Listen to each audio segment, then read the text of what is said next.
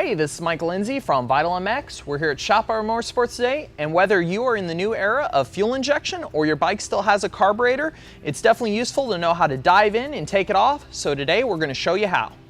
Now we're going to get down to the throttle body and or carburetor, which is a little bit deeper in the bike, so we're going to have to remove most of the back half of the motorcycle. For that, we can usually do this with an 8, 10, 12, 14, and even 17 millimeter end wrenches or T-handles, along with some needle nose pliers and a couple Allen wrenches should get the job done. So the first step we need to do is to remove our seat. So we're going to get our seat bolts out and remove the seat. So before we can remove the subframe, we need to jump in, take the side plate off, and remove the exhaust. For the most part, the tank strap needs to be removed to either get this cover out of the way, or sometimes the tank strap is actually hooked to the subframe. And with fuel injected bikes, we need to unclip the air temperature sensor. Now finally, to actually get the subframe off, we're going to remove the bolts holding it in. Usually between 3 and 4 bolts, top and bottom. 10 to 12 millimeter tools can remove these.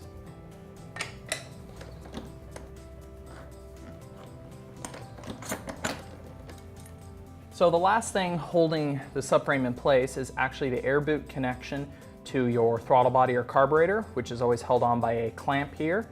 It's either an Allen or typically a Phillips head bolt that you just have to loosen so the clamp is nice and loose and can rotate, so you can pull the air boot off the injection unit. Sometimes you can simply just pull on your subframe and the air boot will remove itself. Other times though, you may have to get a flat blade screwdriver or something to help you pry the air boot free from the throttle body. Okay, so to get a little more room here to work with our throttle body, you can either remove the shock completely or you can just remove the top mount and lean it back. The next best step is to get this throttle body to the point we can move it around and work on it easier. So we're going to loosen the front clamp that connects your throttle body or carburetor to the actual cylinder head or cylinder. So we can just go ahead and get this loose enough.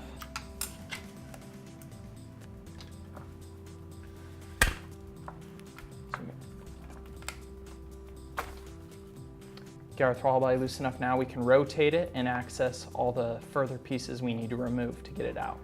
So whether dealing with carburation or fuel injection, we usually have a cover here that's protecting the reels for the throttle cables. Typically there's one, maybe even 2 Allen bolts holding these covers on. You just want to remove those.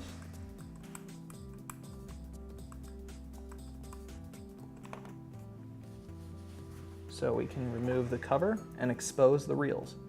Now to free our throttle cables from the reel, we need to get a little extra slack to work with. So we have to loosen the lock nuts here to get the ends of the throttle cable out of the actual body itself. If you're dealing with a 4-stroke, there are 2 of these. 2-stroke, you only have 1 cable. Just want to, I've already kind of broken these loose anyways, but get them loose so you can reach in and just pop these out so you can get all the slack you need to work with. So we can either get these out with our fingers, or if you have a set of needle nose pliers, it can definitely make life easier.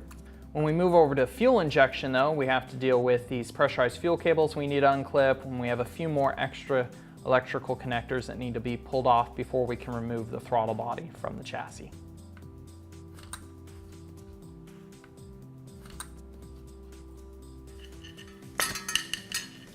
Now that all of our electrical connectors are unplugged, we need to get the fuel line off. Most of them are some kind of clip that you'll want to pry with your finger on each tab or get a screwdriver under. They typically hold the fuel line on a ridge in here. You want to be careful. Some of these, like the one we're dealing with here on the Suzuki, is pretty simple to unclip. There are some brands that are pretty stiff, and if you pry on them too hard with a screwdriver, you'll break the tabs, and they are not easy to get replacements for. You have to end up getting a whole fuel line kit. And once that's removed, our throttle body is out. Now that we have our throttle body and or carburetor out of the bike, it's a great chance to inspect the unit and clean it before placing it back in the bike. When putting it back in, just repeat all the steps we've shown you. The 2 biggest to watch for, if it is fuel injection unit, to make sure all the electrical clips are completely seated, or otherwise when you go to start the bike, you may have a few problems. Also to make sure the clamps on both the air boot and the cylinder end are tight, so everything's sealed up. Other than that, subframe bolts, make sure everything's back where it belongs. And then as for cleaning, check out some future tech tips as we'll show you how to clean the injector unit and how to tear down and clean a carburetor.